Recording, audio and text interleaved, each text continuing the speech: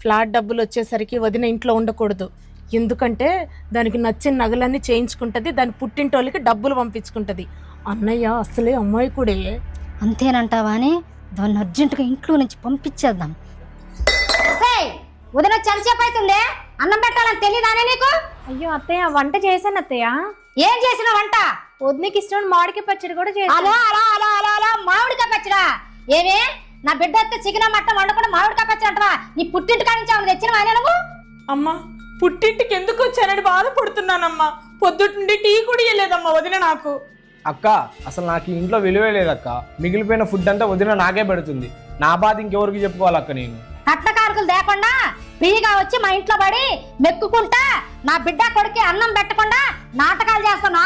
నడు, ఇంట్లో నుంచి నడవే బయటికి. నేను చెప్పేది వినండి. అమ్మ ఆగండి, ఏంటి గొడవ? ఎందుకలా నెట్టేస్తున్నావు? ఏమైందే?